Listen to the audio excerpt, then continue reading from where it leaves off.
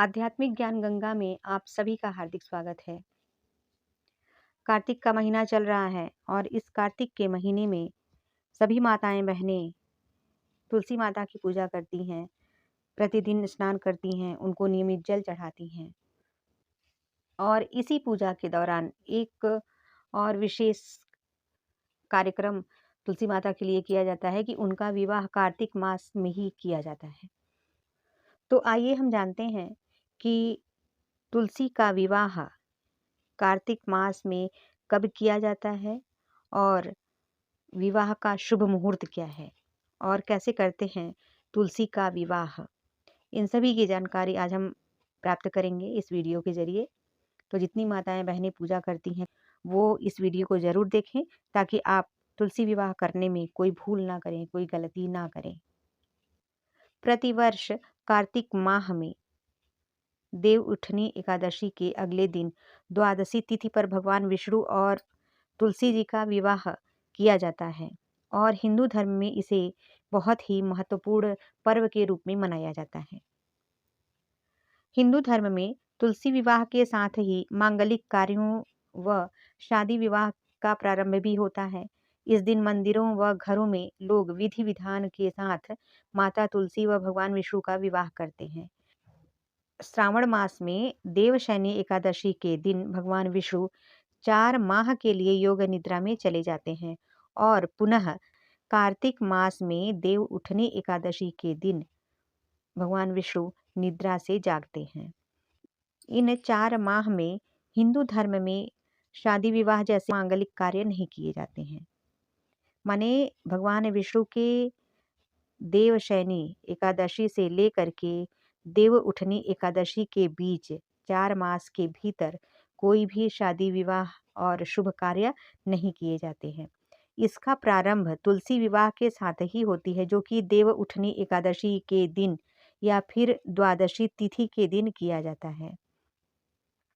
तो आइए अब जानते हैं कि तुलसी विवाह का शुभ मुहूर्त क्या है और तुलसी विवाह कब करते हैं। हिंदू पंचांग के अनुसार कार्तिक माह की एकादशी का जो तिथि है वह 22 नवंबर को रात 11:53 पर प्रारंभ हो रही है और इसका समापन 23 नवंबर को रात 9:01 पर हो रहा है। जो लोग एकादशी के दिन तुलसी विवाह करते हैं वे 23 नवंबर को यह पर्व मनाएंगे।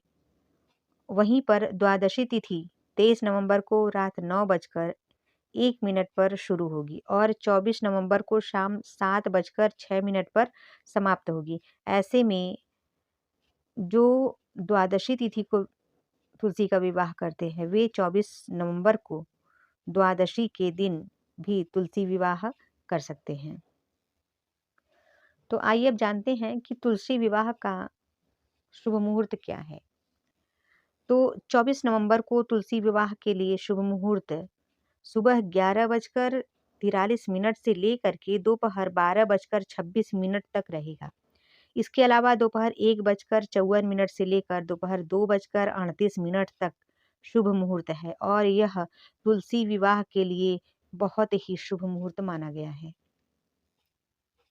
आइए अब हम सब जानते हैं कि तुलसी विवाह की विधि क्या है, तुलसी विवाह कैसे करें। ठीक है, तो तुलसी विवाह विधि क्या है इसके विषय में हम सब जानते हैं। तो देखिए, सबसे पहले तुलसी के पौधे को दुल्हन की तरह सजाएं और उसके चारों ओर गन्ने से मंडप बनाएं। देवी तुलसी के पौधे को लाल रंग की चुनरी या डोरी से सजाएं। इसके बाद तुलसी विवाह की रस्मों को उसी प्रकार से निभाना चाहिए जैसे शादी के रीति रिवाजों को निभाया जाता है। तो आइए अब जानते हैं कि तुलसी विवाह करने का महत्व क्या है, क्यों करते हैं तुलसी विवाह। तो देखिए, हिंदू धर्म में मांगलिक कार्यों जैसे कि शादी विवाह की शुरुआत तुलसी विवाह से ही होती है जो कि देव उठनी एकादशी के दिन अगले दिन यानी द्वादशी तिथि के दिन मनाई जाती है। इस दिन भगवान विष्णु 4 माह की योग निद्रा से जागते हैं और उनके शालिग्राम स्वरूप का विवाह माता तुलसी के साथ किया जाता है।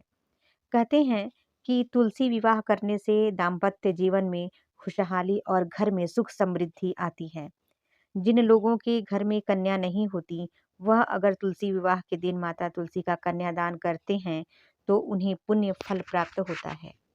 अब आइए जानते हैं कि तुलसी पूजन कैसे किया जाता है। देखिए, तुलसी पूजा करते समय, तुलसी में जल चढ़ाते समय बिना सिलाई का एक कपड़ा पहनना चाहिए, ऐसी मान्यता है लोगों की। तुलसी जी में जल चढ़ाते समय ओम सुभद्राय नमः इस मंत्र का 11 या 21 बार जाप करने से घर में सुख समृद्धि आती है। तुलसी पर रविवार को जल नहीं चढ़ाना चाहिए, क्योंकि इस दिन माँ तुलसी विश्राम करती हैं। रविवार के दिन तुलसी पूजन नहीं किया जाता है। इस दिन तुलसी के पौधे में ना तो जल चढ़ाएं, ना ही दीपक जलाएं और ना ही तुलसी के पत्तों को तोड़ें।